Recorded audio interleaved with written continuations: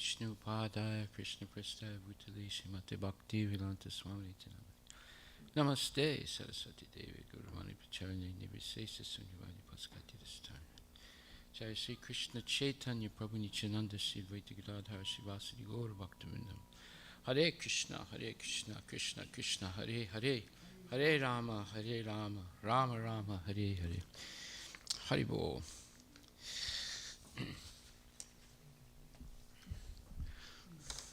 So, today we're going to finish the introduction to the four nutshells and verses of the Srimad Bhagavatam, which are Canto 2, Chapter 9, verse number 32, 33, 34.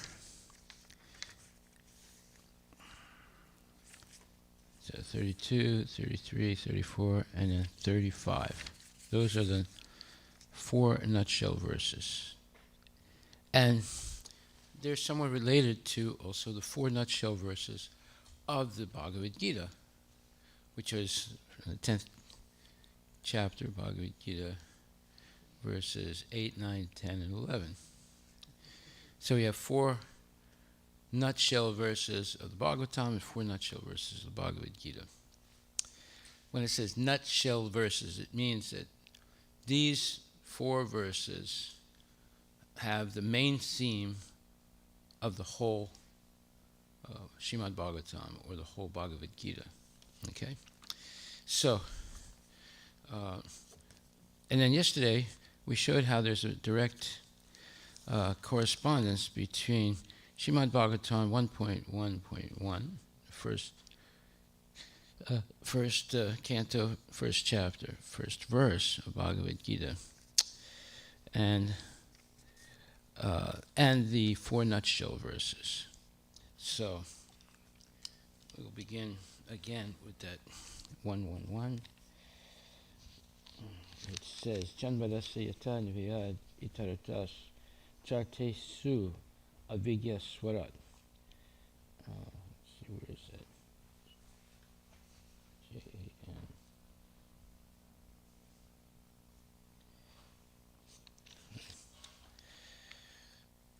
Tene brahma hridaya adhikavaye muyanti yat suryaha. Tejavari madam yata vinimayor yatra trisargo mrisha damna svena sada nirastakuhakam satyam param dimahi. And this says, Om Namo, in the beginning of it, the introductory verse to this 1.1.1 is Om Namo Bhagavate Vasudevaya. Now, what does it mean? Om Namo Bhagavate Vasudevaya. Well, it's connected to the first and second verse of the Vedanta Sutra. The Vedanta Sutra begins with Janmadasya yata. In other words, actually the first verse is, now let us inquire into the nature of the supreme absolute truth, right? And then what is the supreme absolute truth is Janmadasya yata, that from which everything emanates. And so the first words of the verse 1.1.1 is Janmadasya yata. See? So it's answering, the Srimad Bhagavatam is answering the question, Atoto Brahma Jigyasa. Now let us inquire into what is the absolute truth. And then the first, that's the invocation of the Vedanta Sutra. And then the first verse says, Janmadasya yata. The absolute truth is that from which everything emanates.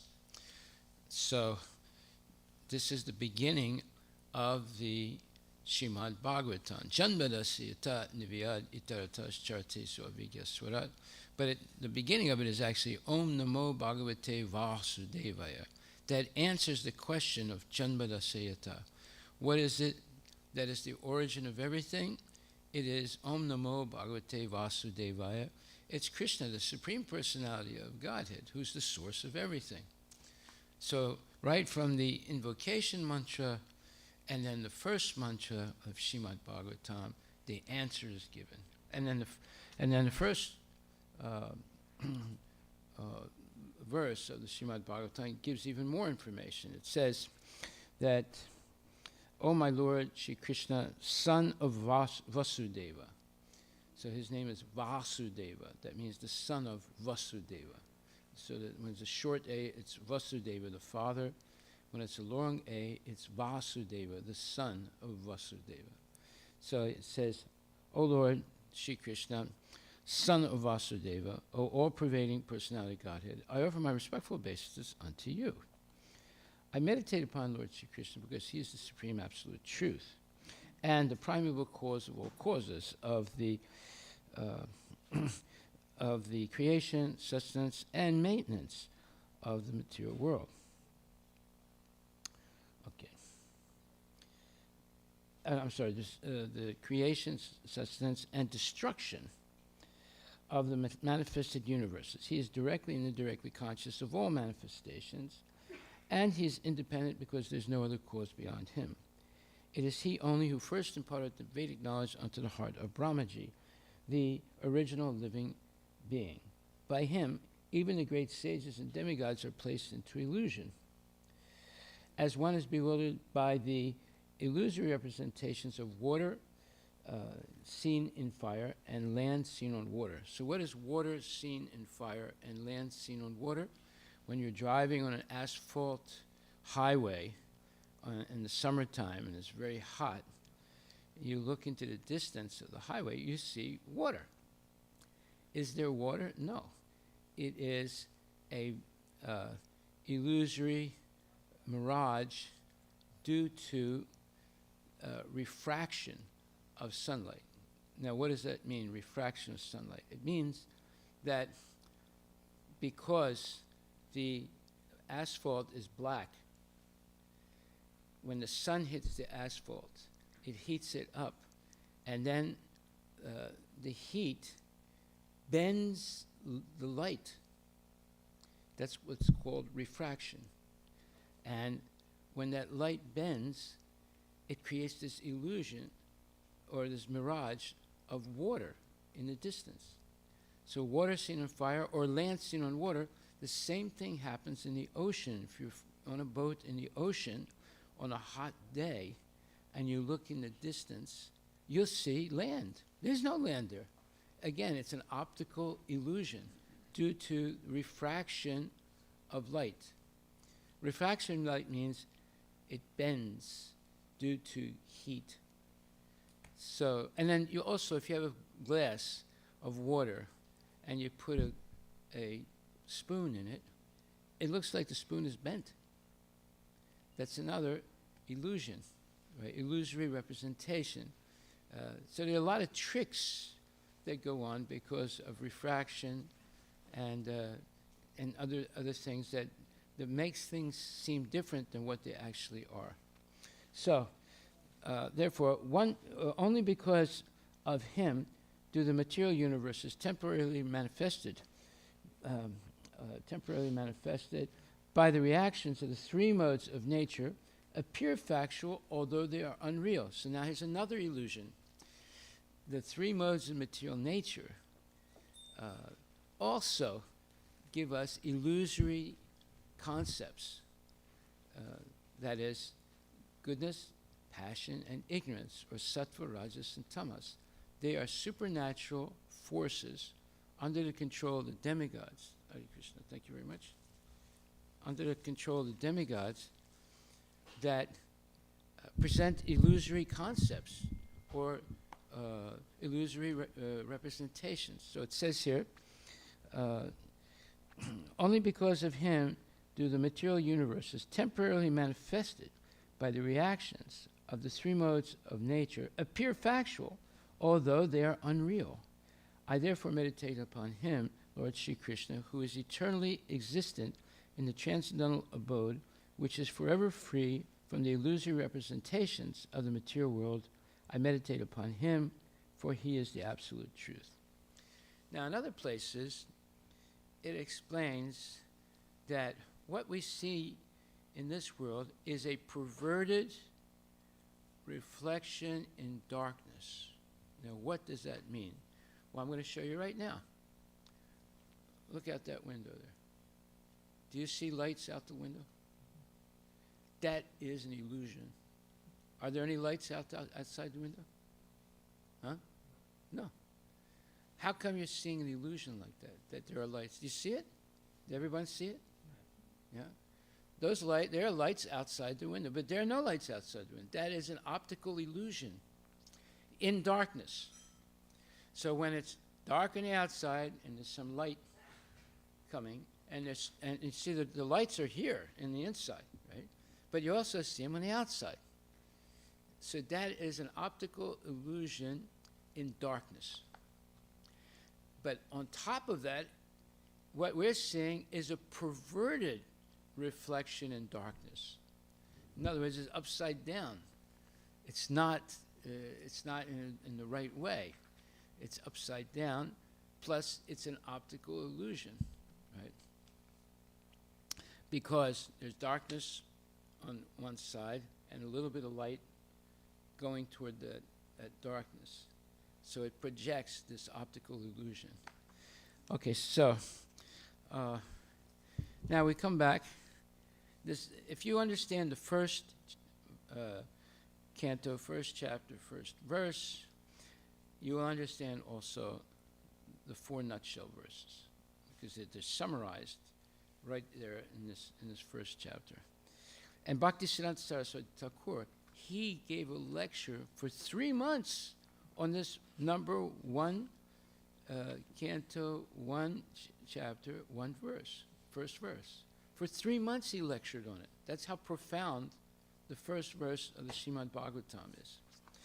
Okay, so yesterday, as a summary, we read in simple language what are the 4 nutshell verses. The first one, what are the forms of the Lord both in matter and in transcendence? And we talked a little bit about that. In matter, well, if you read a series of verses in the 7th chapter of Bhagavad Gita, it explains how you can see Krishna in the material world. And then, so it says, what are the forms of the Lord both in matter and in transcendence? In other words, in the material world and in the spiritual world. How to see Krishna both in the material world and the spiritual world. And number 2 verse, how are the different energies of the Lord working? Now that's a very transcendental subject. How are the energies of the Lord working? He has 3 types of energies: his internal potency, his external potency, and his marginal potency. We are his marginal potency.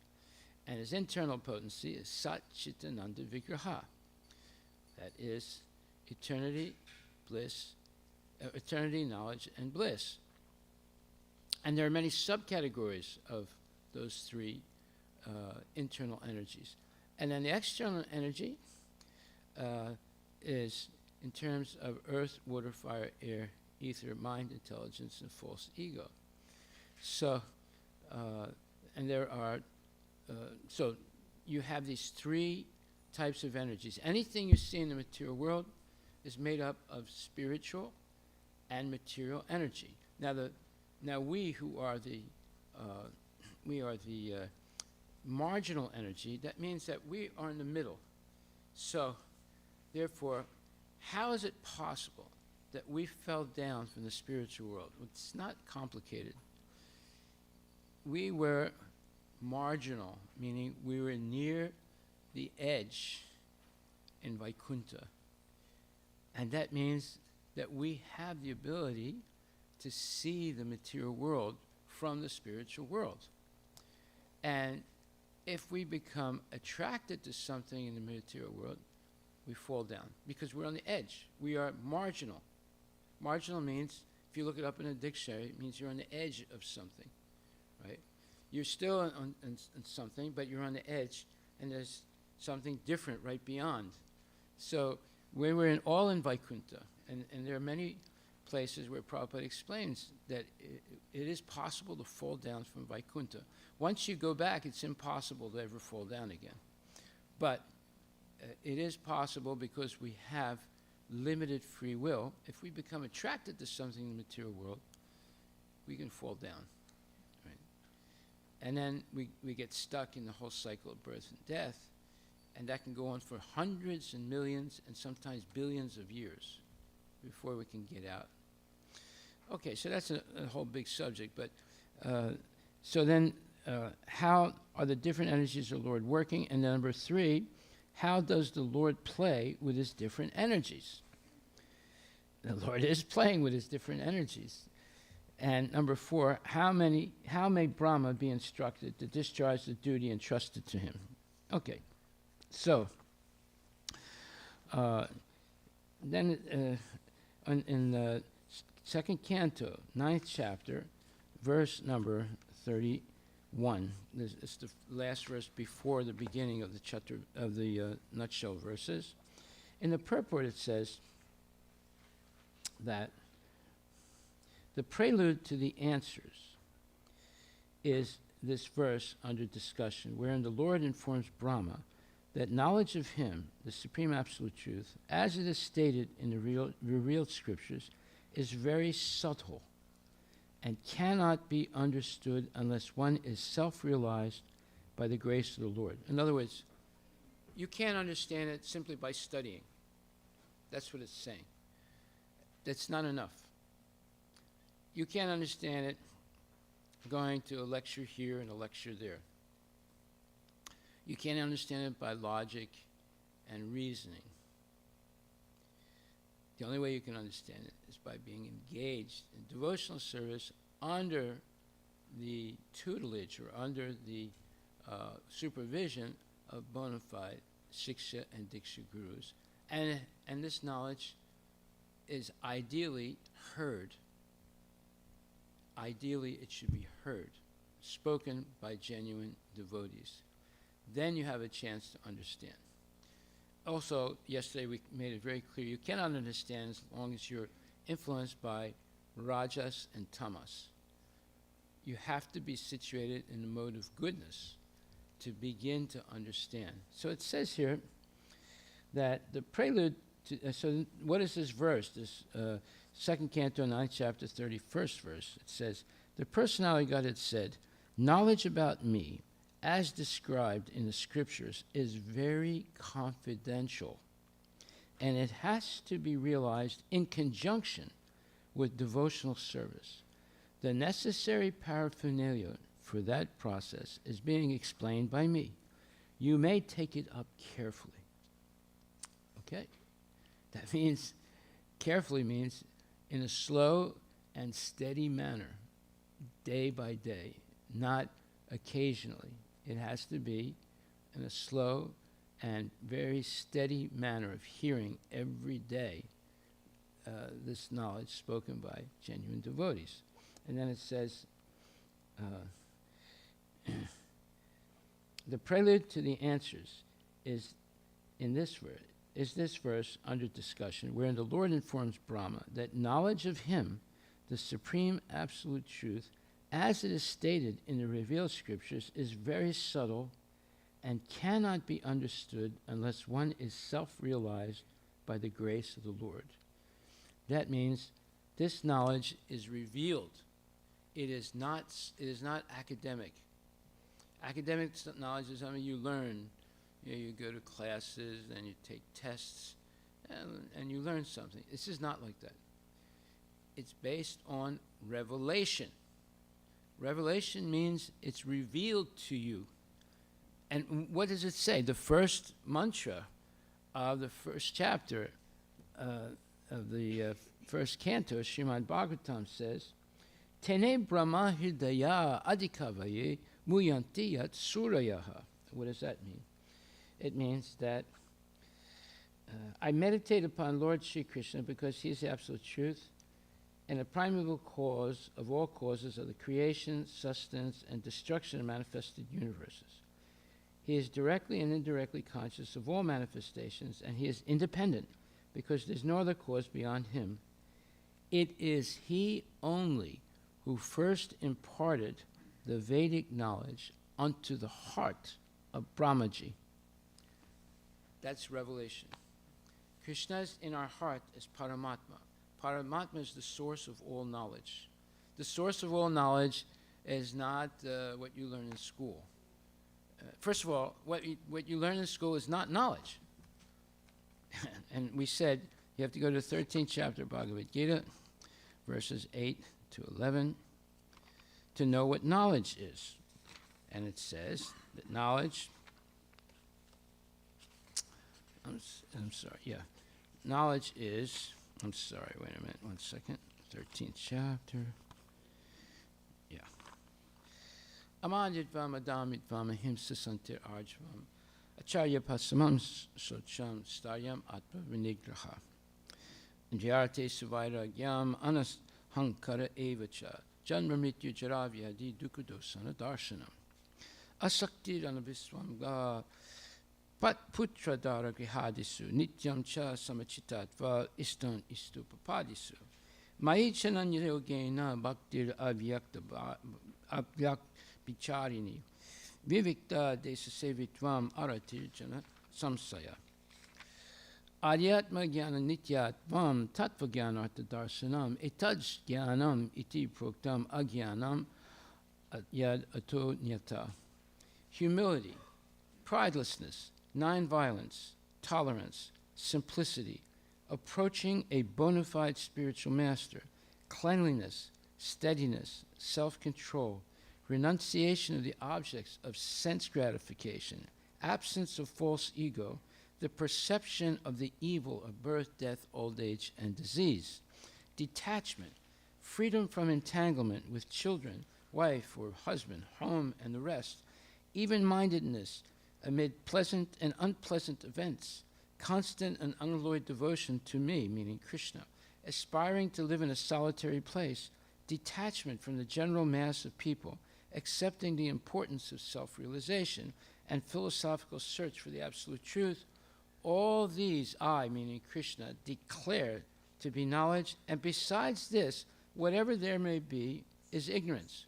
So anything outside of these 18 points is ignorance. So if you're studying IT or AI or any of those subjects, you're actually studying ignorance. You're not studying knowledge. This is real knowledge. This is something we have to learn by reading Bhagavad Gita. Okay, so Brahma did not study things. He didn't read the Encyclopedia Britannica, or he didn't read, JavaScript or this thing or that thing. He heard Srimad Bhagavatam spoken by Krishna himself through the heart. Or he heard about Vaikuntha from Krishna directly, and he got a vision of it, a partial vision of it. And it all came through the heart, because the source of all knowledge is Paramatma, and he's in our heart. And therefore, it says, this means that transcendental knowledge of the absolute supreme being can be known if it is made known by the Lord himself. By mental speculation of the greatest mundane thinkers, the absolute truth cannot be understood. So, if you buy a book, it says, the greatest philosophers in the Western world, starting with, let's say, Socrates and Plato, and going all the way down to Sartre, and this one and that one, they're all speculators. They're not real philosophers. They are foolosophers. There's a difference between a philosopher and a foolosopher. They're just spewing out speculations and half-truths or complete lies. So, therefore, it says, the mental speculators can reach up to the standard of impersonal Brahman realization, but factually, complete knowledge of transcendence is beyond the knowledge of impersonal Brahman. So, these speculators, they may go to the point of impersonal Brahman, but they can't go any further than that. And most of them don't even come to the impersonal Brahman. So then it says, thus it is called the supreme confidential wisdom. Raja Vidya, Raja Guyam, Pavicham Idam Uttamam, Pratyaksha Bhagavan Dharmam, Susaskam Kartam Avyayam. So we look at Bhagavad Gita, 9th chapter, 2nd verse. What does it say? It says, Raja Vidya, this is the king of all knowledge, and Raja Guyam, and the king of all mysticism. That's what Bhagavad Gita is. That's what Krishna consciousness is. And it says,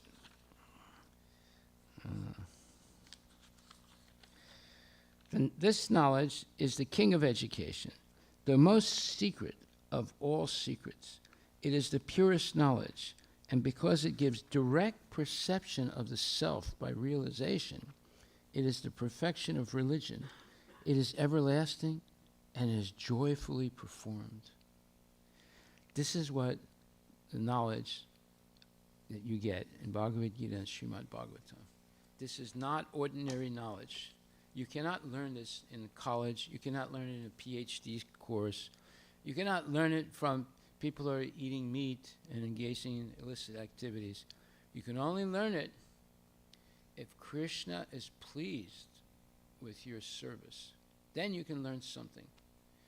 But if you're not trying to please Krishna, then you have no way, and you're not engaged in a pure service, you have no way of understanding anything about transcendental knowledge or about who God is.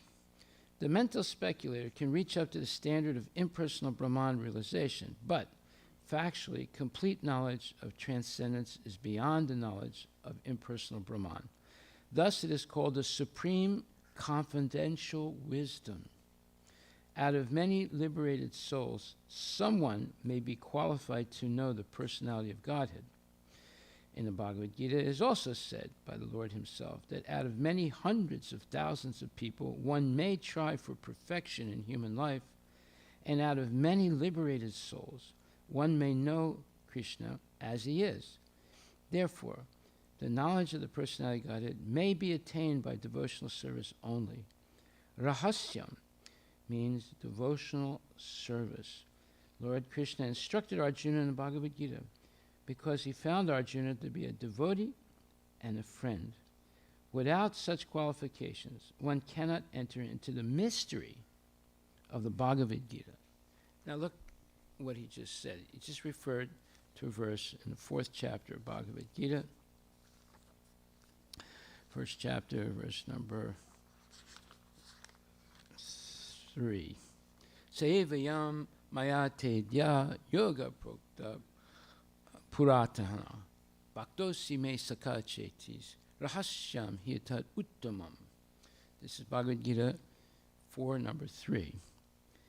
That very ancient science of the relationship with the Supreme is today told by me to you, meaning from Krishna to Arjuna, because you are my devotee as well as my friend, and can therefore understand the transcendental mystery of this science.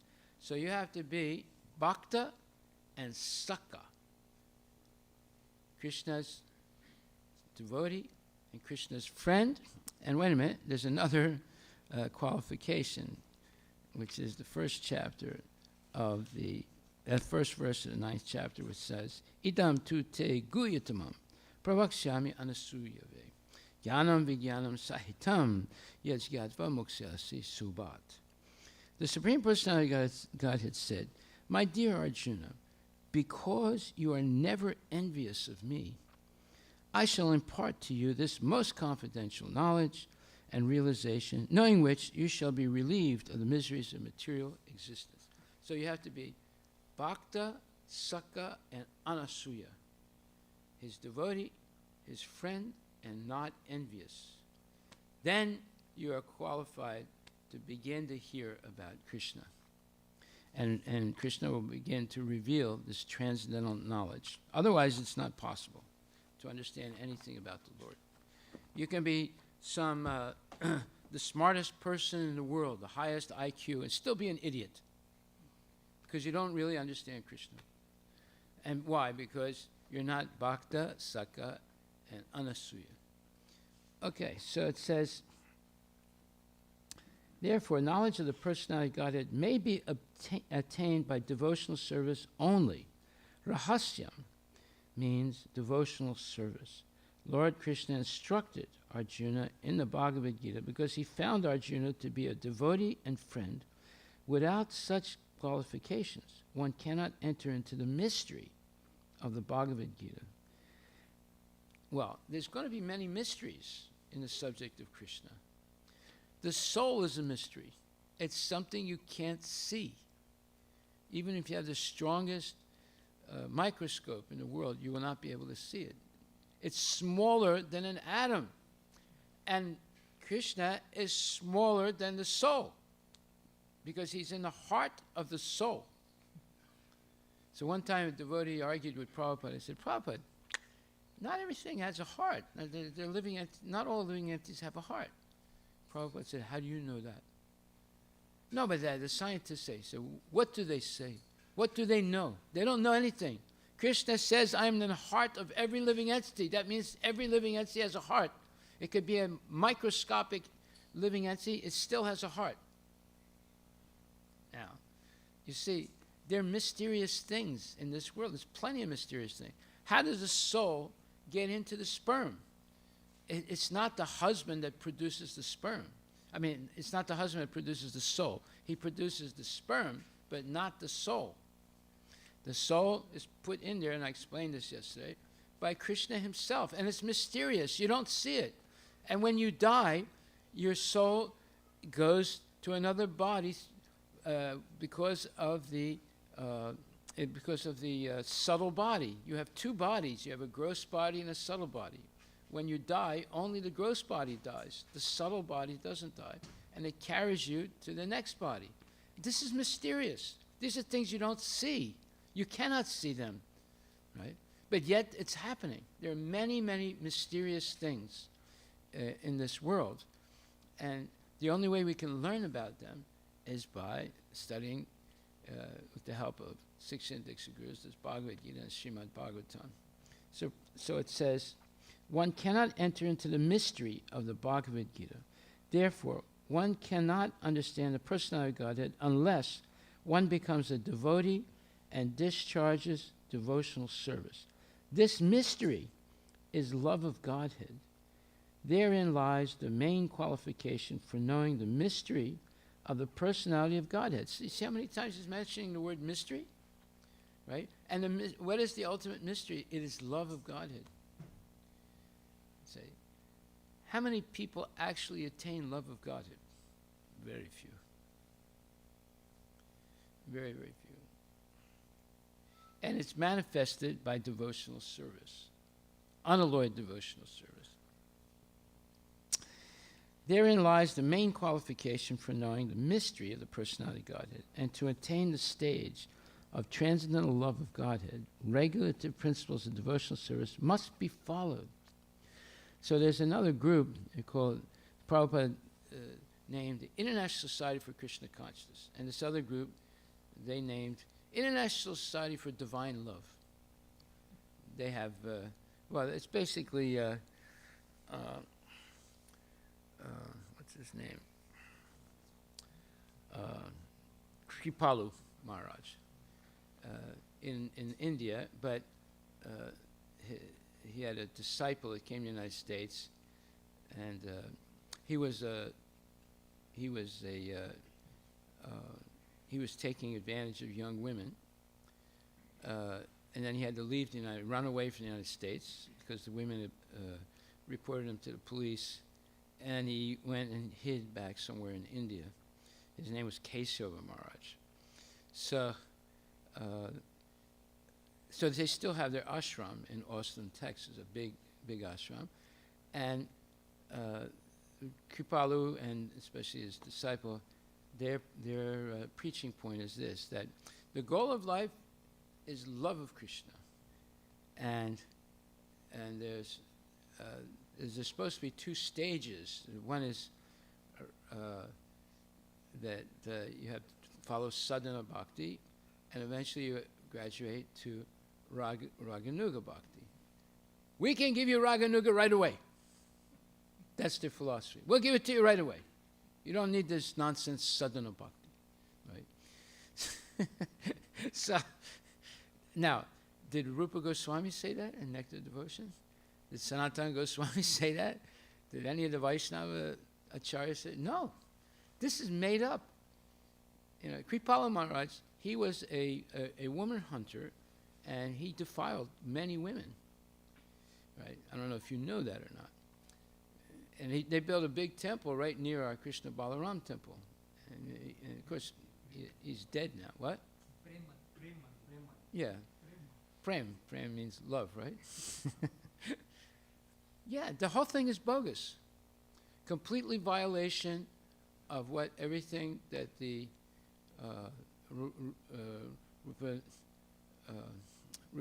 Rupa Maharaj, Sanatana Goswami, and all the Vaishnava acharyas have written and taught, and what Lord Chaitanya was teaching. So we don't follow this type of hodgepodge nonsense. We are teaching that you begin with sadhana bhakti, and when you make enough spiritual advancement and spiritual master thinks that you are ready for Raganuga Bhakti, the spiritual master will introduce you to one of the residents of Goloka Vrindavan, one of the gopis, and you come under the direction of that gopi, and she will teach you Raganuga Bhakti. See? So it's a very exalted thing. It's not that, we'll give it to you right away, you don't have to do any sadhana. This is a bunch of nonsense. But India, every nonsense in the whole world begins in India. India is one giant pot of khichdi. And every khichdi in the world begins in India. And it just gets worse and worse as it goes west. See?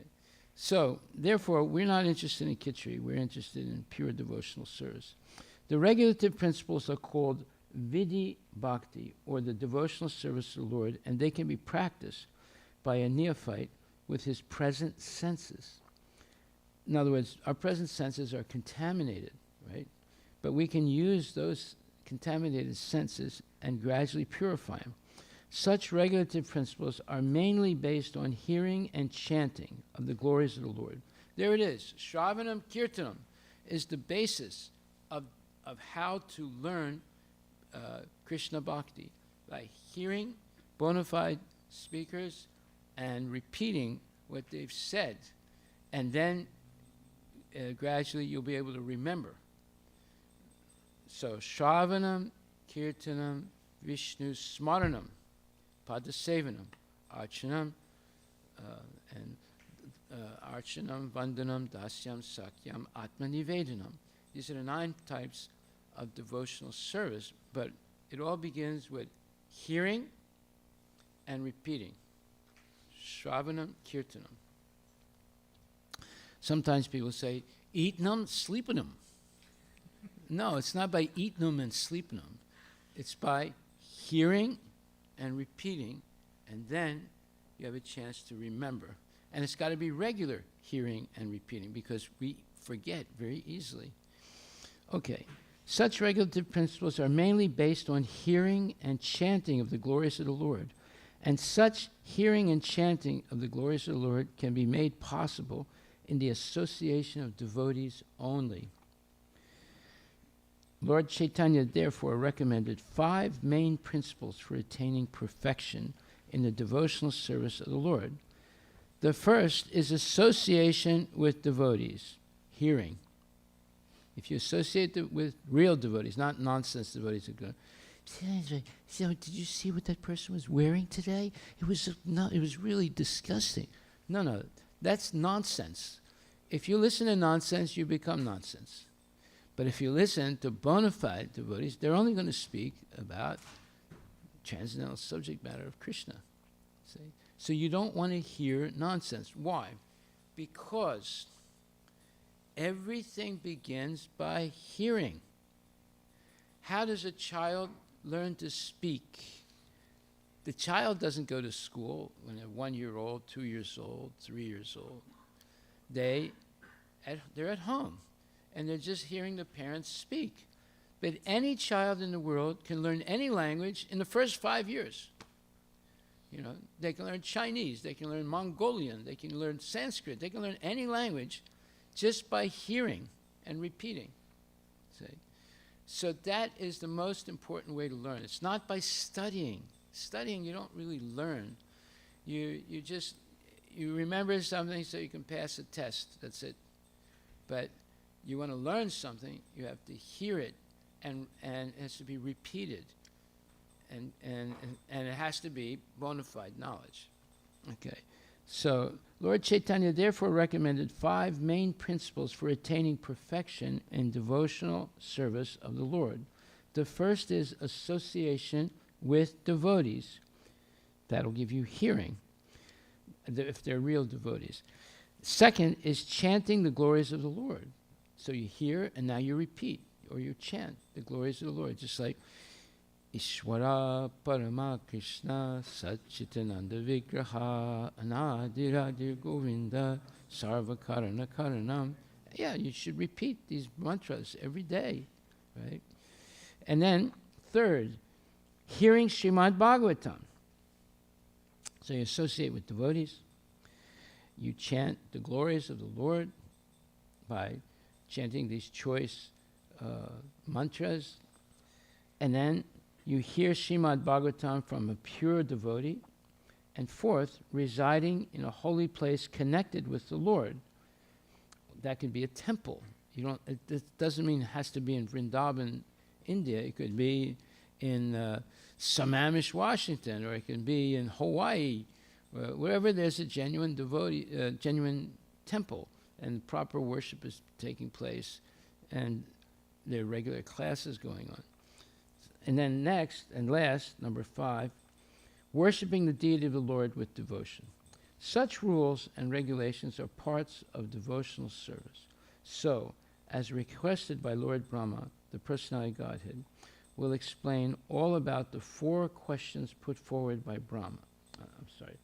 So, as requested by Lord Brahma, the personality of Godhead, Krishna, will explain all about the 4 questions put forward by Brahma and others also, which are parts and parcels of the same questions. Okay, so now we're ready to hear the first of the 4 nutshell verses of Srimad Bhagavatam. So it's Canto 2, Chapter 9, verse number 32. Yavan aham yata bhavo yad rupa gunakarmaka tataiva tattva vijnanam astu te mad anugrahat. So it says, translation, all of me, meaning all of Krishna, namely my actual eternal form and my transcendental existence, color, qualities, and activities, let all be awakened within you by factual realization out of my causeless mercy. This is the first verse of the Chaturvyuha of the Srimad Bhagavatam, and it's a beautiful verse. You see how Krishna is very merciful and kind. He's saying, all of me, namely my actual eternal form, and my transcendental existence, color, qualities, and activities, let all be awakened within you by factual realization out of my causeless mercy. So all knowledge is coming from Krishna. And there's a process by which it will come to us. Now we're going to hear what that process is. Purport by His Divine Grace, A.C. Bhaktivedanta Swami Prabhupada. The secret of success in understanding the intricacies of knowledge of the absolute truth, the personality of Godhead, is the causeless mercy of the Lord. It didn't say it's because you study, or you memorize, or you write papers, or you engage in polemics. No. What is the secret of success in understanding the intricacies of knowledge of the absolute truth, the personality of Godhead? It is the causeless mercy of the Lord. If you please the Lord, then He'll reveal knowledge to you. If you don't please the Lord, you won't see anything. Now, where is that said in Bhagavad Gita? See, everything is in the Bhagavad Gita. You just have to know it. You might have read the Bhagavad Gita 1,000 times, but to be able to correlate something Prabhupada says in Srimad Bhagavatam, to something that Krishna talks about in Bhagavad Gita, you have to know how to do that. That requires a lot of hearing. So, in the 4th chapter, verse number 11, where it says, Ye yatamam prapadyante. 1 second. Ye yatamam prapadyante tamstataiva bhajamyaham mamavart manavartante manusya partha sarva saha. As all surrender unto me, I reward them accordingly. Everyone follows my path in all respects, O son of Prita. Well, as all surrender unto me. So you have to surrender unto Krishna. And then Krishna will reveal things to you. Another alternate translation was given to a devotee named Tejas on May 20th, 1970.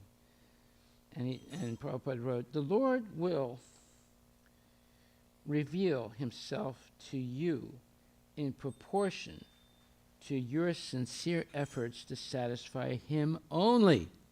It didn't say satisfy him. It said satisfy him only. Right? So that's an alternate translation of this verse 4:11. Another alternate translation in the Srimad Bhagavatam introduction, page 17. The Lord responds to the proportion of the devotee's love for him.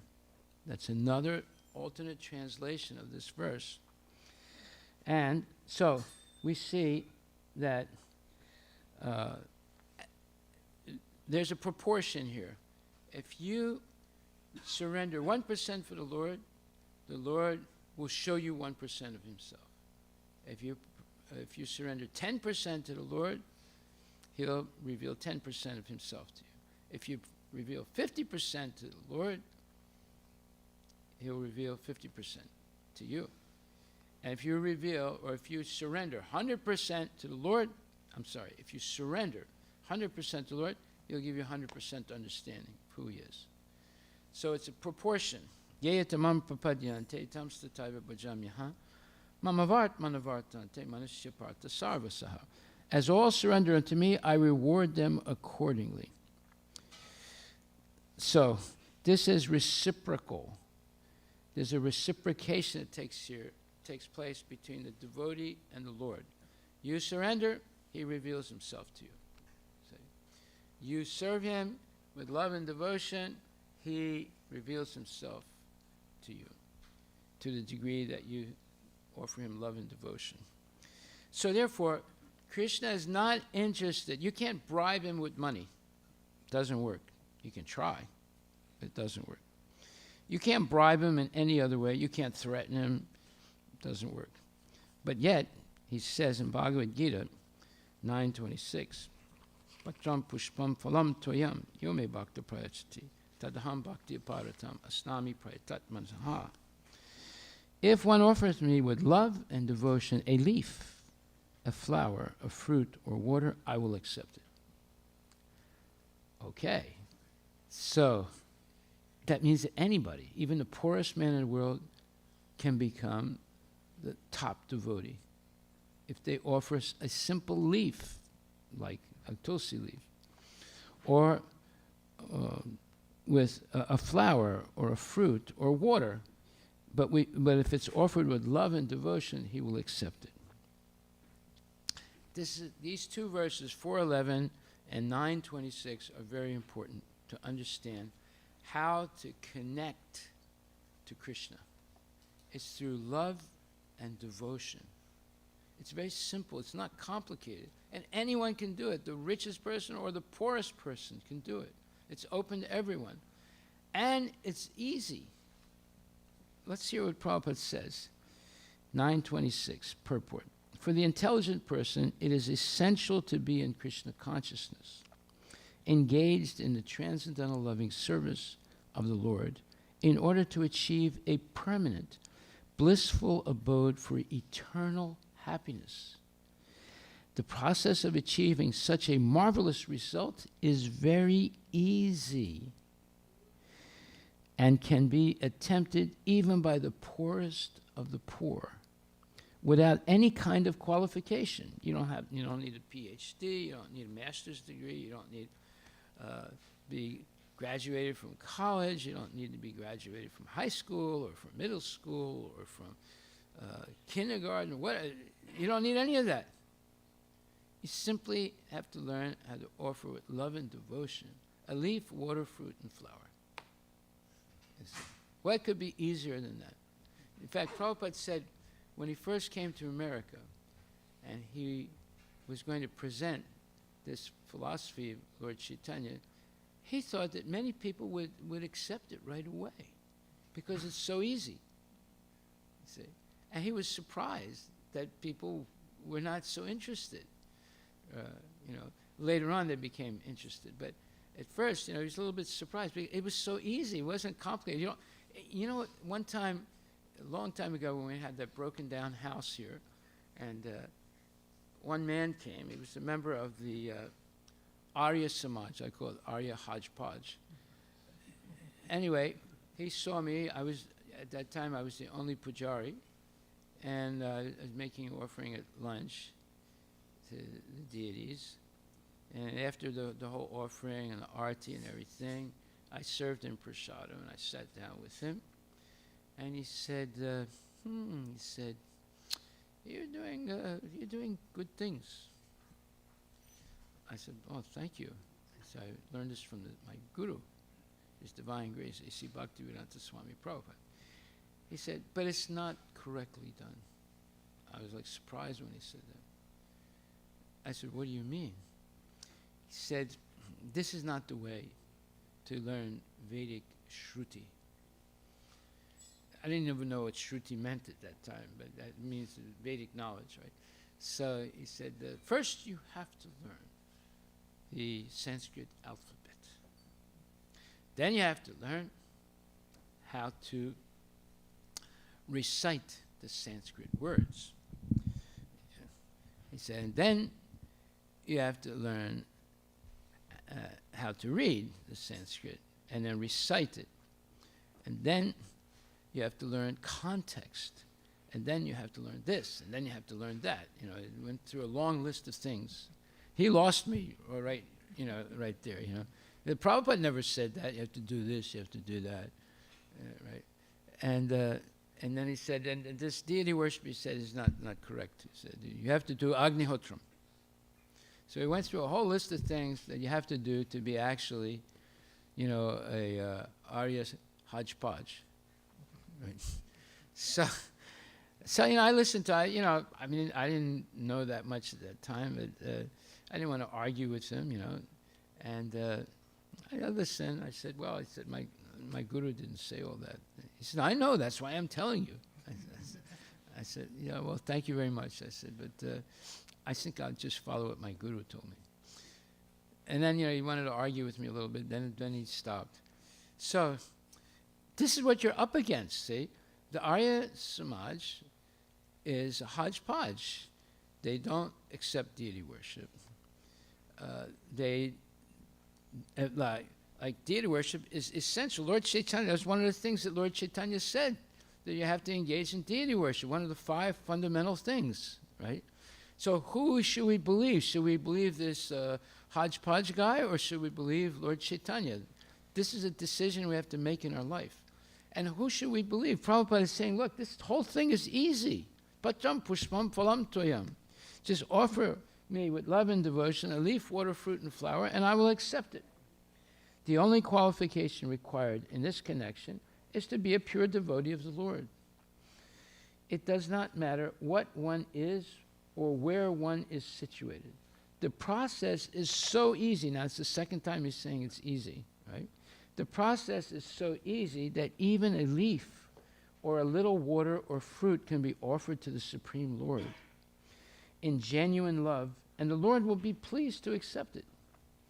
No one, therefore, can be barred from Krishna consciousness because it is so easy. Third time he's saying it's easy in this purport.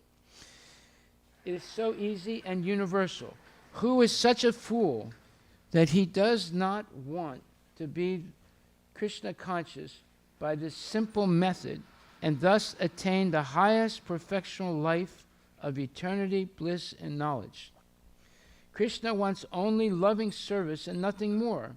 Krishna accepts even a little flower from his pure devotee. He does not want any kind of offering from a non-devotee. He is not in need of anything from anyone because he is self-sufficient.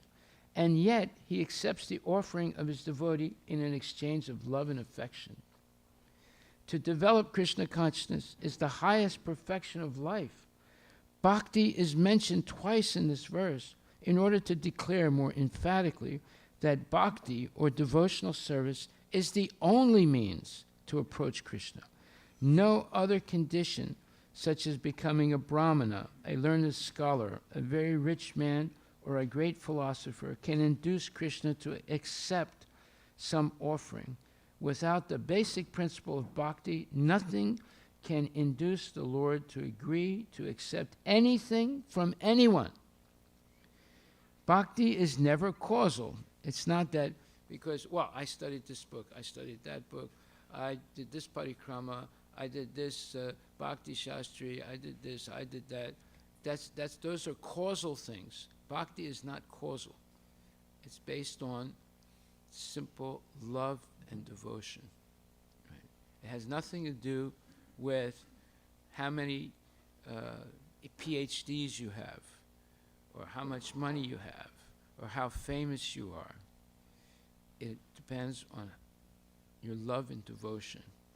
So nothing can induce the Lord to agree to accept anything from anyone. Bhakti is never causal. The process is eternal. It is direct action in service to the absolute whole. Here, Lord Krishna, having established that he is the only enjoyer, the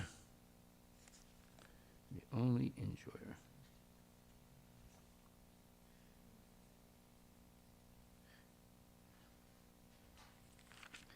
enjoyer, the primeval Lord, and the real object of all sacrificial offerings, reveals what type of sacrifices he desires to be offered.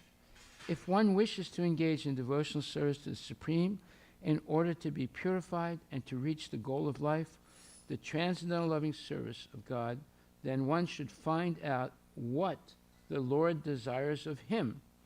One who loves Krishna will give him whatever he wants, and he avoids offering anything which is undesirable or unasked for. Meaning the devotee avoids offering anything which is undesirable or unasked for. Thus, meat, fish, and eggs should not be offered to Krishna.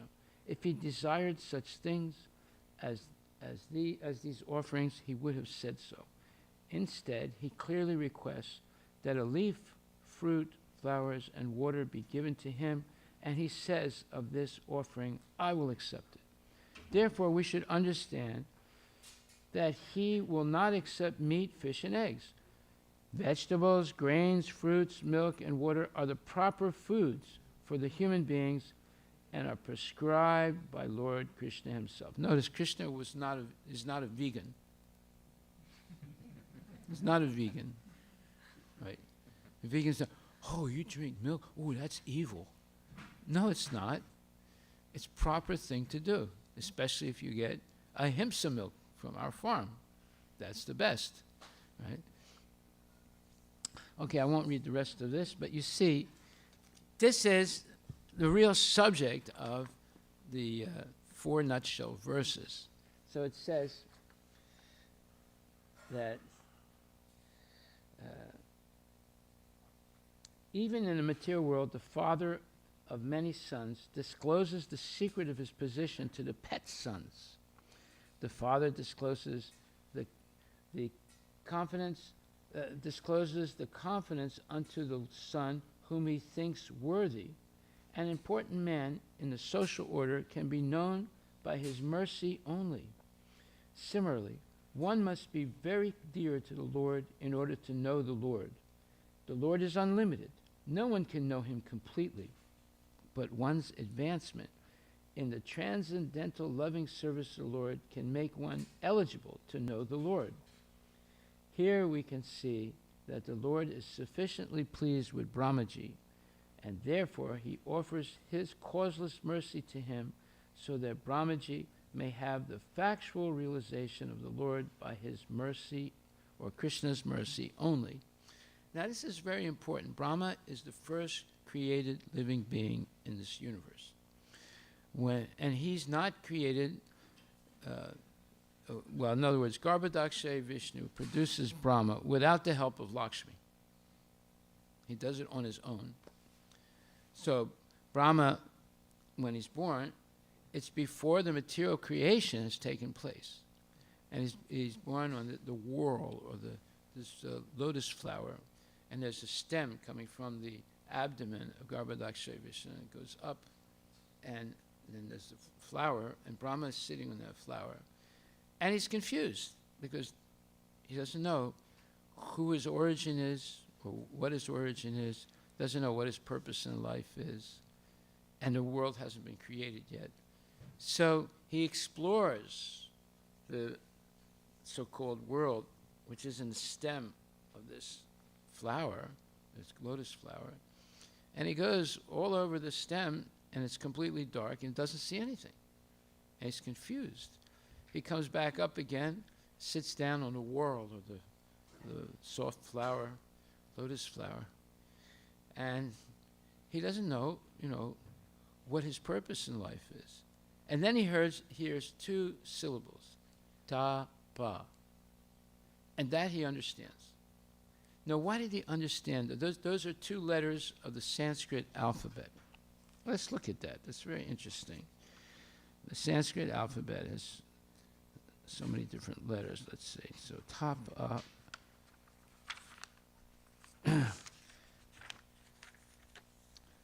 Okay, so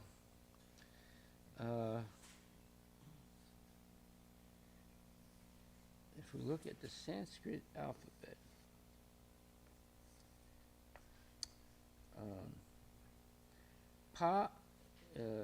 so you have a pavarga. Let's see, where is this? Oh yeah, okay. So the pavarga is, let's see, 5, 10, 15, 20, 25. So the 25th letter of the Sanskrit alphabet is pa, and ta is 1, 2, 3, 4, so 5, 10, 15, 20. So the 20th letter is ta, and the 25th letter is pa. So he hears ta, pa. And he understands what it means.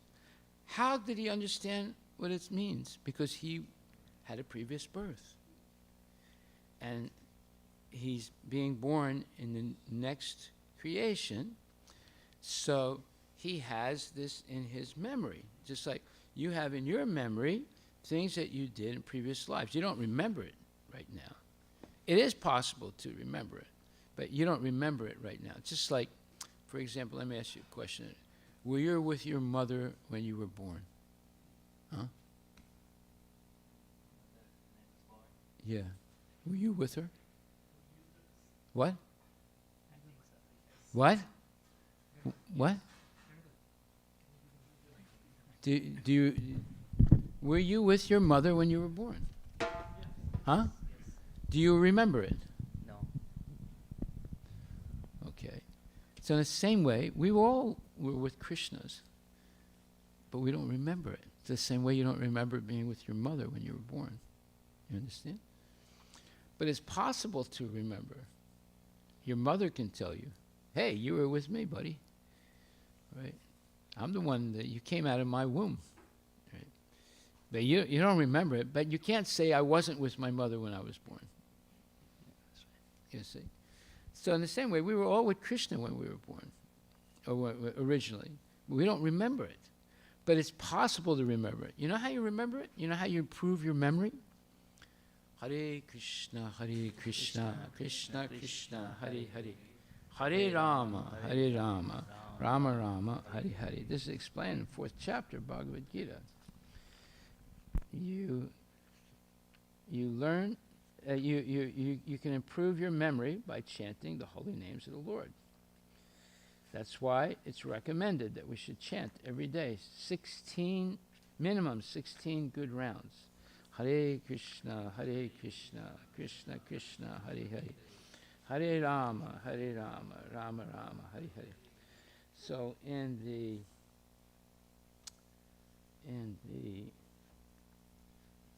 fourth chapter, let's see which verse is this. Oh, no, I'm sorry, second chapter, 60.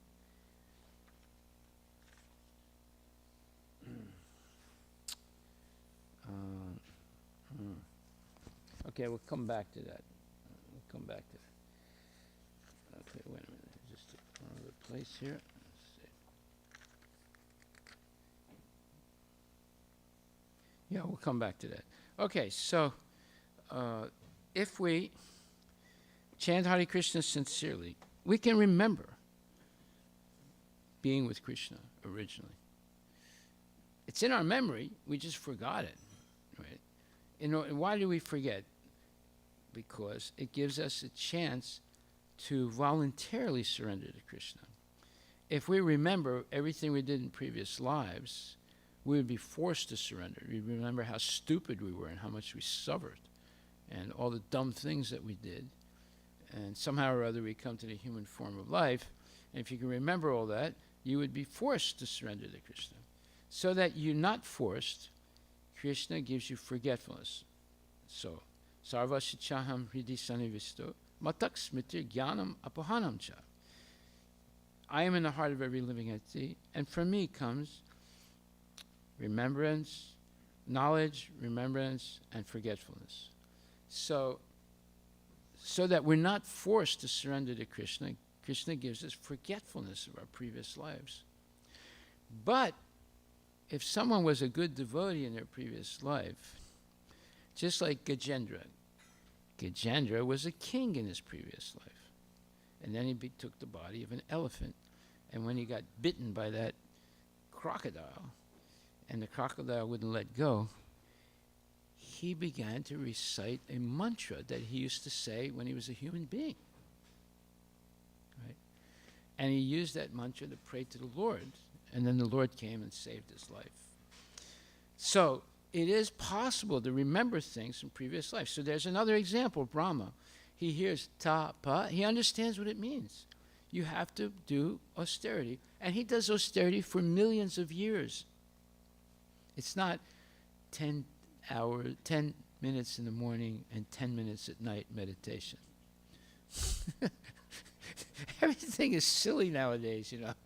He meditated for millions of years.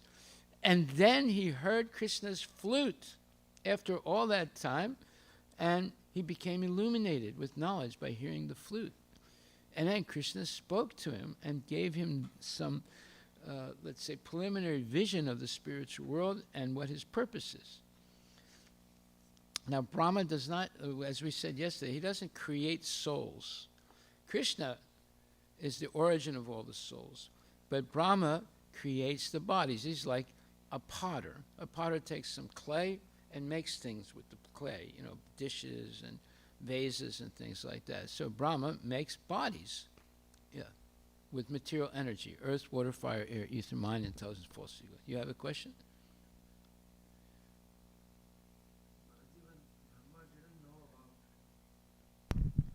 When Brahmaji didn't know about the Krishna and from where he came from, so to whom he was meditating, what he was meditating to. Yeah. Okay, and those millions of years, what was he meditating on, right? Well, what do you meditate on when you do tapa? Have you ever done tapa, austerity? Let's say it's it is Ekadasi. What are you meditating on Ekadasi? What you're going to eat later on, or what? What are you meditating on? You are? Okay. Okay. All right, so meditation should be on the Lord, right? Okay, now what was Brahma meditating on? Well, I won't answer that right now. I want to make sure I don't say the wrong thing. All right, so I'll let you know tomorrow. Yeah. I don't want to say something I'm not sure about. Right? So it's a good question, and it deserves to be answered. Okay, so we'll come back to that, all right? So, therefore, it's by Krishna's mercy that Brahma may have factual realization of the Lord by the mercy of the Lord. In the Vedas also it is said that a person cannot know the absolute truth, personality of Godhead simply by dint of mundane education or intellectual gymnastics.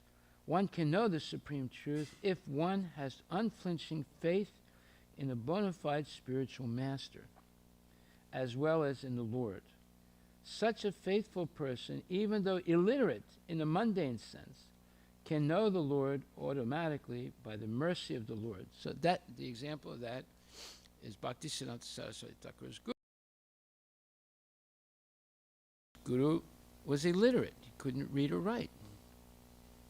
But yet, Bhaktisiddhanta Saraswati Thakur, who's the most literate, who's the most erudite person, he surrendered to him.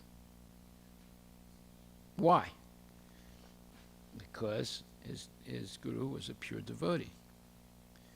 Now, at first, when he went to see Gaura-Kishora Babaji to surrender to him, Gaura-Kishora Babaji said, well, no, you don't want to surrender to me. You know how to read. I don't know how to read. And it made sense to Bhaktisiddhanta. So he went back to his father. So his father said, Bhaktivinoda Thakur said, so, are you initiated? He said, no, well, he told me that, he doesn't know how to read, and I know how to read, and that's what he said. And he said, go back to him right away, and don't come back unless you're initiated by him. Otherwise, you're no longer my son. He was shocked. Right? And he went back. And again, Gaura-Kishora Babaji told him, well, you don't want to take initiation from me. You're a famous guy, and nobody knows me. And he said, no. He said, if you don't accept me, I commit suicide. He said, really? So after some time, he did accept him as his disciple because he saw that he was real serious. He wasn't puffed up, oh, I have this degree and that degree, and I know this, I know that, you don't know this. No, he knew who Krishna was. He was seeing Krishna. He's a pure devotee. So, even illiterate, so it says here that one can know the supreme truth if one has unflinching faith in the bona fide spiritual master as well as in the Lord. Such a faithful person, even though illiterate in the mundane sense, can know the Lord automatically by the mercy of the Lord. In the Bhagavad Gita also, it is said that the Lord reserves the right of not being exposed to everyone, and he keeps himself concealed from the faithless by his Yogamaya potency. To the faithful, the Lord reveals himself in his form, quality, and pastimes. The Lord is not formless, as wrongly conceived by the impersonalists, but his form is not like one that we have experienced. The Lord discloses his form even to the extent of measurement to his pure devotees, and that is the meaning of Yavan, as explained by Srila Jiva Goswami, the greatest scholar of Srimad Bhagavatam. So that word Yavan is in this first verse. Let's see what it says. Yavan aham yata bhavo. Yavan, as I am in eternal form. Okay. So, this is the introduction. Now, your homework for tomorrow is to read this first verse and the purport. And we'll keep going through it now, but you should read it, and you should make a little outline of the main points in this. It's a short purport. Now, the next ones are going to be very long purports. But this one is actually a short purport, but it is very, very profound. So it says, to the faithful the Lord reveals himself in the form, quality, and pastimes. The Lord is not formless, as wrongly conceived by the impersonalists, but his form is not like one that we have experienced. The Lord discloses his form even to the extent of measurement to his pure devotees, and that is the meaning of Yavan, as explained by Srila Jiva Goswami, the greatest scholar of Srimad Bhagavatam. The Lord discloses the transcendental nature of his existence. The mundane wranglers make mundane conceptions of the form of the Lord.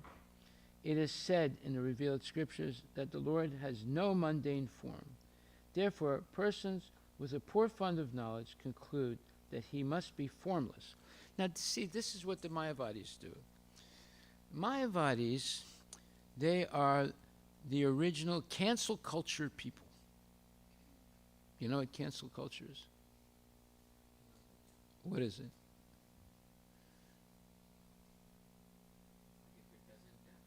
If it doesn't fit their definition, then they just say or cancel it and say, yeah, it doesn't fit the narrative. It's not a question of fit. If they don't like something, they cancel it. They cancel it, yeah.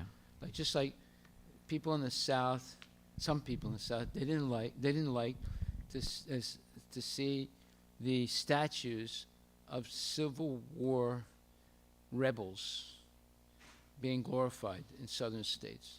So what did they do? They tore them down, right? They took down the statue of Robert E. Lee. He was the leader of the rebel army, the Southern Army that fought against the Northern Army, American Army. So they didn't like him, but he was actually a good guy. He wasn't a bad guy. He was very brave, and he went to the what's that? The school that they all go to be soldiers, the academy. Anyway, he went to school with the same people that he fought against. Right? They were all educated in the what's the name of the academy? It's in New York State. Anyway, I forget it. So he was a very, very good soldier and a very good tactician. You know, he knew how to lead an army and so forth. But eventually he was defeated. Huh? Yeah, West Point Academy, yeah. He went to West Point Academy. And but then they had the Civil War. And now they've torn down his statues in different places. He was a war hero. But of course they lost the war. But he was a war hero. He was a very brave man. So we see that the cancel culture is not something new. The biggest cancel culture people are the Mayavadis. They cancel the existence of the material world. They cancel the existence of the individual soul. They cancel the body of Krishna when he appears in the material world. They say it's a material body. It's not a spiritual body. They cancel the spiritual world. They say there's no Vaikuntha, there's no Goloka. They say there's only one thing, that's Brahman. So what have they done? They've shrunk your life down to what? They say you don't even exist. There's no individual soul. There's only one soul. That's the Brahman. So, they almost cancel everything. They say there's just one thing. It's called Kevala Advaita, absolute oneness. Everything else is an illusion. They are the number one cancel culture people in the history of the world. Did you know that? See? They cancel everything. They canceled out Krishna. They canceled out Radharani. They canceled everything. They say it's all nonsense. It's all illusion. They cancel out more than the atheists do. The atheists, they say, yeah, you exist. You're a person. Yeah, you're going to die. You're going to disappear. But you exist. No, they say you don't exist. It's an illusion. that you are an individual. And you have to deny your individuality to merge into the Brahman. These people are crazy. And yet, people believe them. Most of the people, most of the Hindus are impersonalists. Now, would you accept that statement? That most of the Hindus are impersonalists? I mean, you come from India, right? What do you think? What do you think, Prabhu? Huh? You don't know?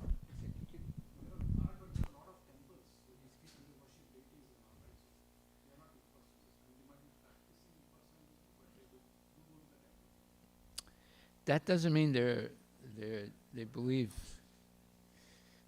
Like, for example, Ganapati is worshipped every year, right? And they do Ganapati Visarjan. Is that something you should do to a deity? Worship it for 10 days and throw it away? You say, who started that? Mr. Tilak, right? Huh? Yeah. So, do we do that? Do we worship Radha Krishna for 10 days and throw them away?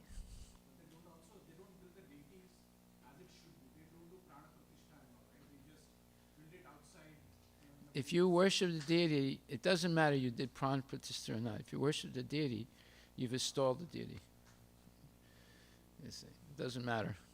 So we see, most of the people are impersonalists. They think that there's no Vaikuntha, there's no Goloka. You just merge into this oneness. Right? And because of that, they can easily become atheists, because that's already atheism. You deny the existence of God. Now, they worship what's called they worship 5 deities, and one of them is Vishnu, right? But Bhaktisiddhanta Saraswati Thakur referred to that Vishnu form as a philosophized Vishnu. It's not the real Vishnu. It's something they philosophize. He's like one of the demigods in the minds of these people. And they don't accept that the form is eternal. It's something that you worship and then you throw it away. Right? It's just like you want to get to the 2nd floor of a building that doesn't have any staircase, so you get a ladder. You climb up the ladder to the 2nd floor, and then you throw the ladder away. So this is what they're doing. They're worshiping deities, but when they merge into the Brahman, they throw the ladder away. They throw the deity away. So their final goal, you have to ask, what is the final goal of these people? So you tell me what the final goal is for most Hindus. All right, but how do they define moksha? There's two major ways. Go ahead. Yeah. That's one way. The other way is, huh? No. The other way is they go to the heavenly planets and they do the Bhangra up there. Right. So you see, it's either that or it's you're merging into the impersonal. Do they talk about Vaikuntha? And not that much. The Mayavadis definitely don't. They definitely don't. So you see, most of the people are not actually genuine devotees.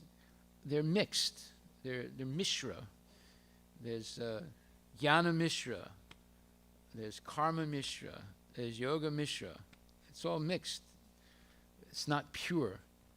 And there are many different speculative theories. Okay, so here it says, the Lord discloses the transcendental nature of his existence. The mundane wranglers make mundane conceptions of the form of the Lord. It is said in the revealed scriptures that the Lord has no mundane form. Therefore, persons with a poor fund of knowledge conclude that he must be formless. That's what the Mayavadis say. That he's formless. Okay, what do they say? Nirakar, right? It has no form, right? So, and most of the teachers are Mayavadis. You know, it's just amazing. Even in the university at Tirupati, most of the teachers are Mayavadis. Did you know that? Yeah, and they were trained in by Ramakrishna mission. Right? They know Sanskrit really well, but they're teaching, the hodgepodge. Ramakrishna, he created his own Siddhanta. It's a little bit different than everybody else's, than the bona fide Siddhantas. Anyway, we see that this is because people are confused. It's very hard to understand. It's easy to understand Christianity. It's even easier to understand Islam. Islam says, Wahad Allah, there's only one God. Right? The Hindus say, well, there's many gods. What? Yeah, and they're all equal. Right? And then, but the final thing is formless. There's no God. This is confusing to people. Right? And they talk nonsense like this, as if it's real. So it says here, it is said in the revealed scriptures that the Lord has no mundane form. Therefore, persons with a poor fund of knowledge conclude that he must be formless.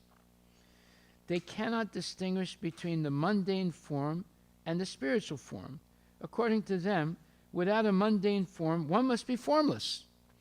This conclusion is also mundane because formlessness is the opposite conception of form. Negation of the mundane conception does not establish a transcendental fact.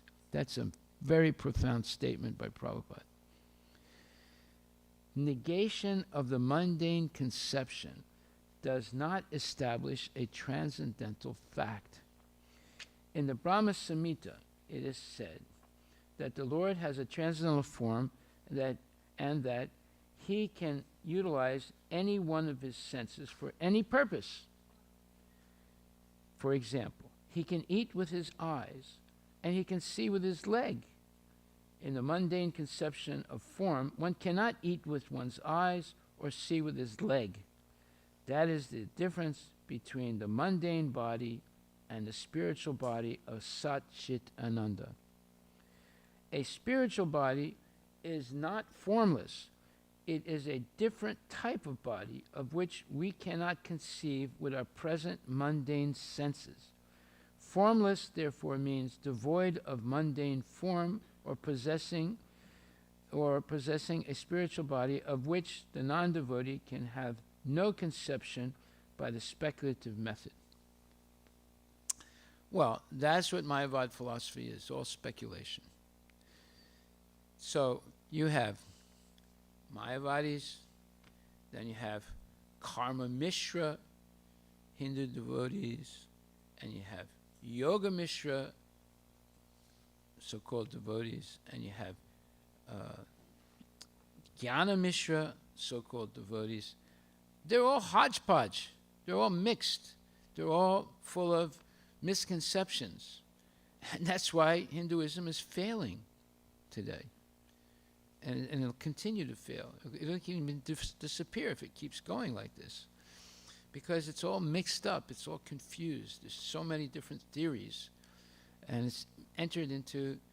Now, we don't want to see it disappear. And by the way, it's not Hinduism. Hindu is not a Sanskrit word. That's the beginning of the confusion. It's a Muslim mispronunciation of Sind. Anything that was on the other side of the Sind River, because they couldn't say the S, they said Hind, right? El Hind, right? So that's where the word's coming from. It's not even a Sanskrit word. You see, when you become defined by strangers, that's the beginning of confusion. The real name of that religion is Varnashram Dharma, or Sanatan Dharma. That's the real name of the religion, right? It's not Hindu, but yet And it's just like the word India. India is not the name of that place. It's called Bharat. That's the real name. So right away, you're starting the deviation by accepting the wrong names. See? Like what is your name, Prabhu? Your name is? Right. So if I say, okay, Joe. How you doing, Joe? What's up, Joe? Hey, Joe, come over here. You see, I'm giving you a different name, and I just destroyed who you are. And if you accept that name, you destroy who you are. So if you accept the name Hindu, you already destroyed the Hindu religion. You see, the Muslims are leading the dialogue, not the Hindus. They're accepting a name that has nothing to do with them, that doesn't even exist in Sanskrit. Right? But they refer to each other like that. We are Hind. Jai Hind. What? You're not Jai Hind. That doesn't exist. That's an illusion. Now, do you accept that, Prabhu? What I just said? Huh? You see, I mean, we have to you begin illusion by a false name. You give a false name to something. That's the way you begin an illusion, right? Just like, critical race theory.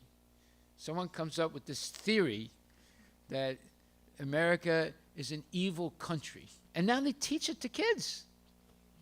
They teach it in schools. Like, you're in school, right? Oh, you're in college. Do they teach you anything like that? Critical race theory? You see, they teach it in school. Now, how long do you think the country will last if they teach kids, and by the way, they teach it in the army also.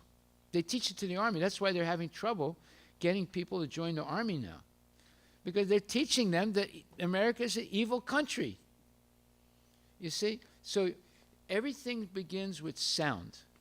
As soon as you begin to hear nonsense sound, you become a nonsense. Everything begins with sound. The creation began with sound, right? So now, when you see someone listening to rat music, I call it rat music. They call it rap music, right?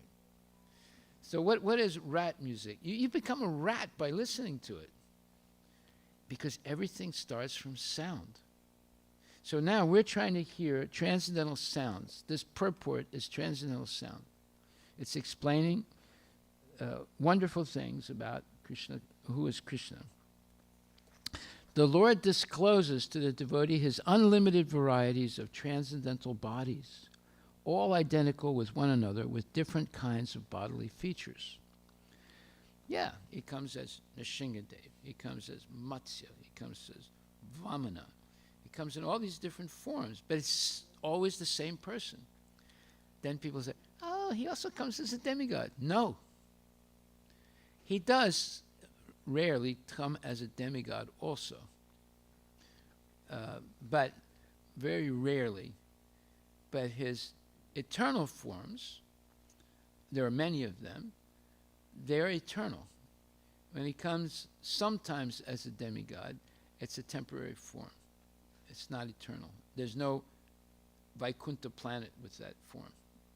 Whereas his eternal forms, they all have Vaikuntha planets.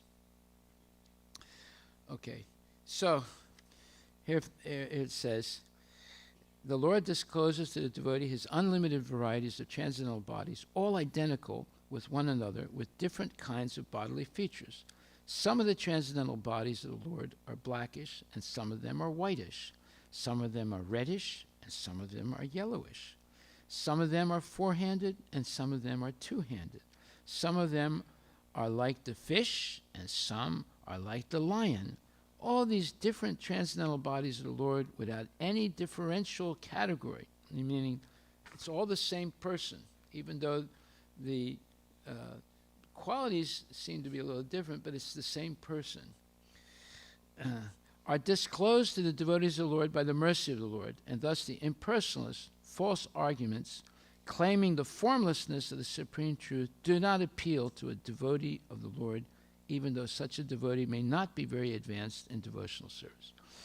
So when Nrsingadev appeared, killed Hiranyakashipu, and was roaring angry, and the whole world was frightened. Even Brahma was frightened. Even Lakshmi was frightened. And then they thought, well, if we give a garland to the Lord, he might calm down. But they were all afraid. Even Lakshmi was afraid to approach Nrsingadev, although that's Krishna. So they asked Prahlad. Prahlad wasn't afraid. You know why? Prahlad wasn't afraid to garland Nrsinga. Who knows the answer? Nobody? Come on. He wasn't afraid because he saw it. This is the Supreme Personality of Godhead. This is who I worship. He's appearing in this special form because he didn't want to make Brahma a liar.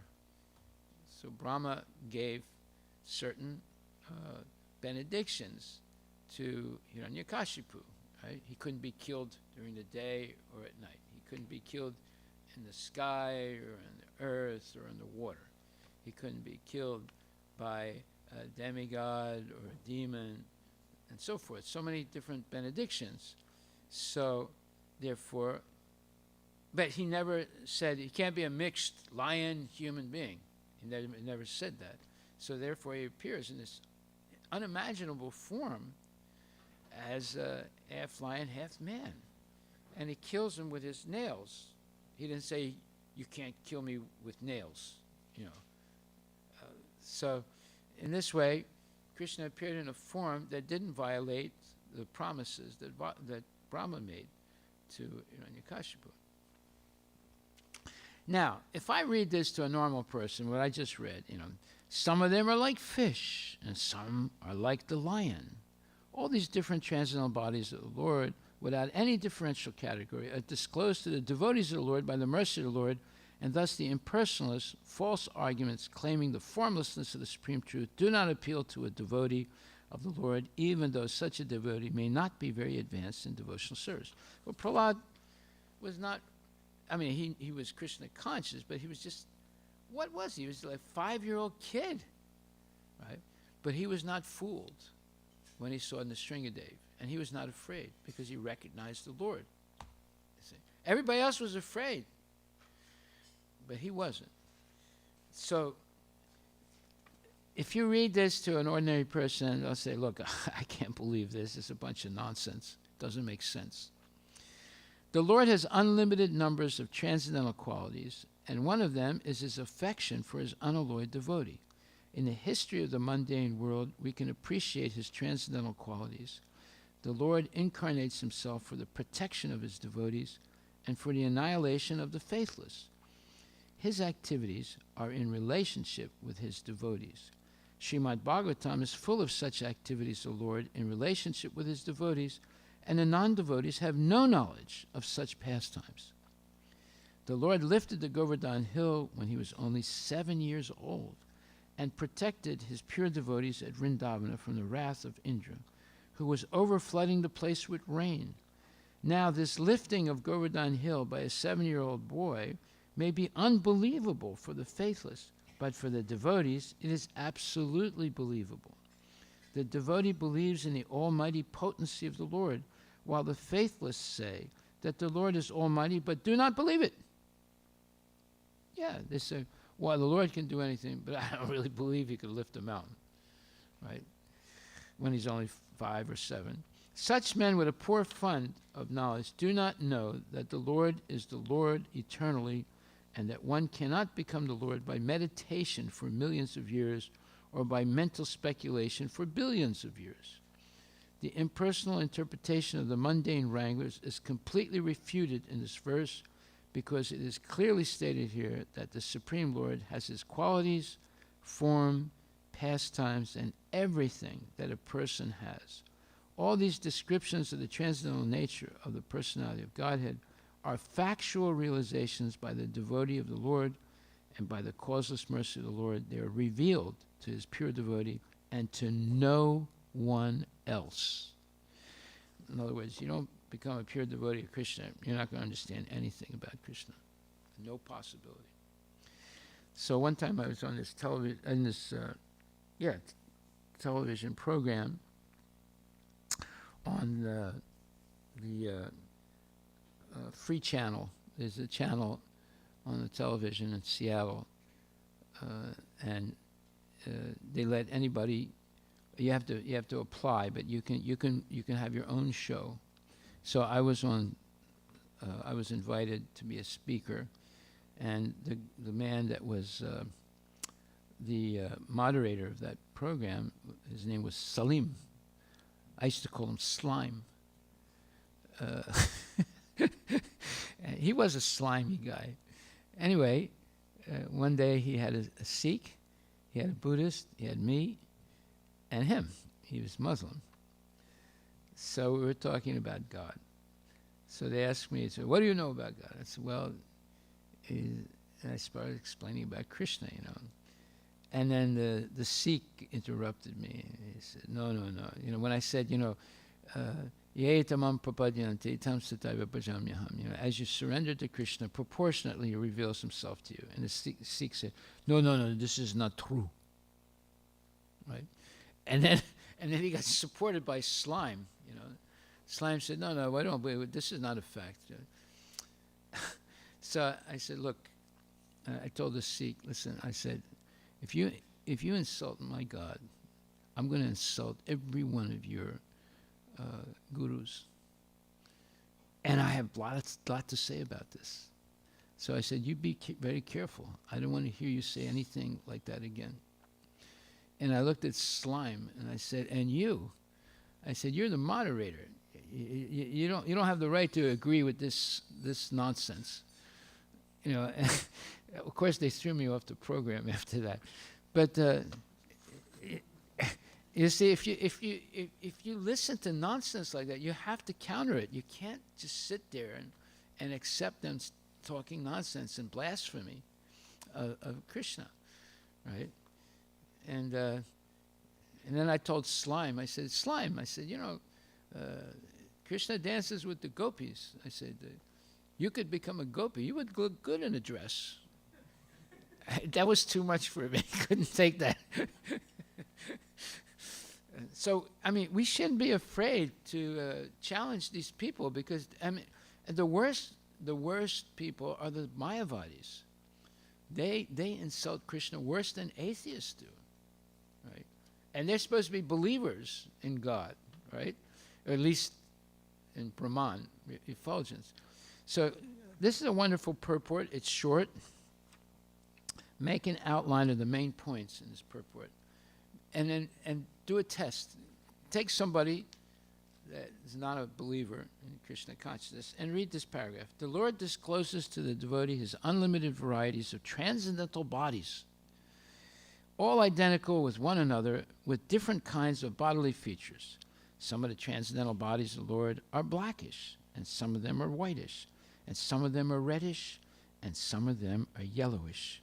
Some of them are four-handed, and some of them two-handed.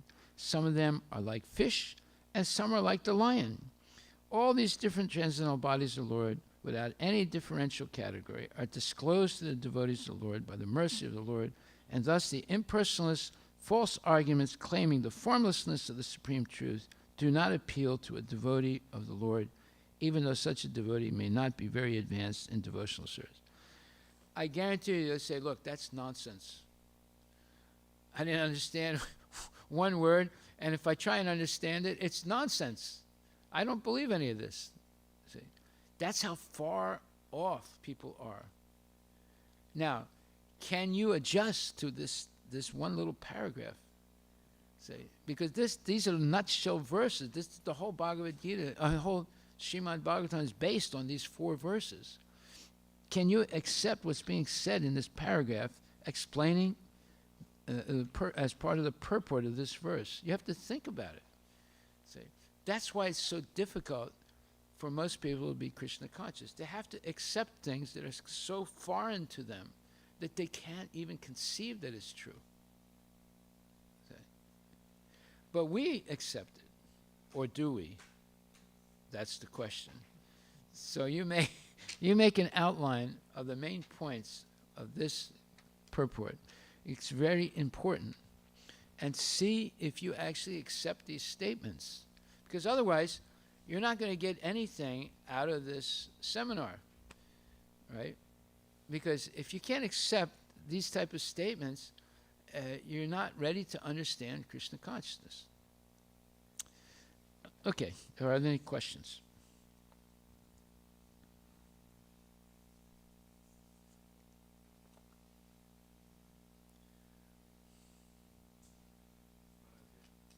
Yeah.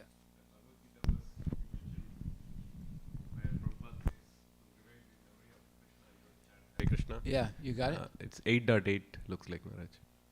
Okay. I just did a Google search and Okay. Let's take a look. 8.8.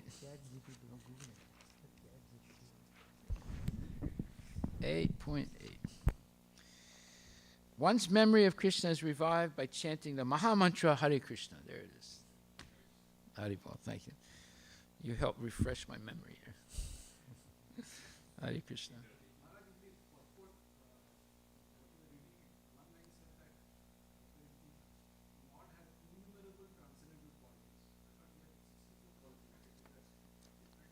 No, see, you didn't hear it right. It says that the Lord discloses to the devotee his unlimited varieties of transcendental bodies. Is that what you're referring to? Yeah.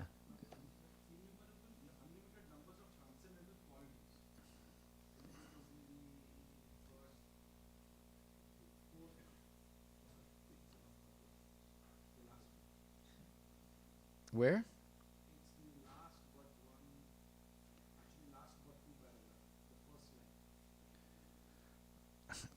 I didn't understand. Okay, the Lord has unlimited numbers of transcendental qualities.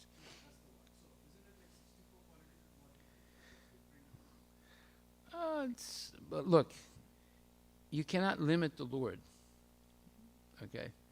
So there are a lot of other things that come into play when you start studying Krishna. So don't try and limit him. He can have only 16,108 wives? No, he can have 16 billion wives if he wants. Right? So, but he has 64 major qualities, yes. But there's subheadings of them also. But anyway, he's always increasing. Any other questions?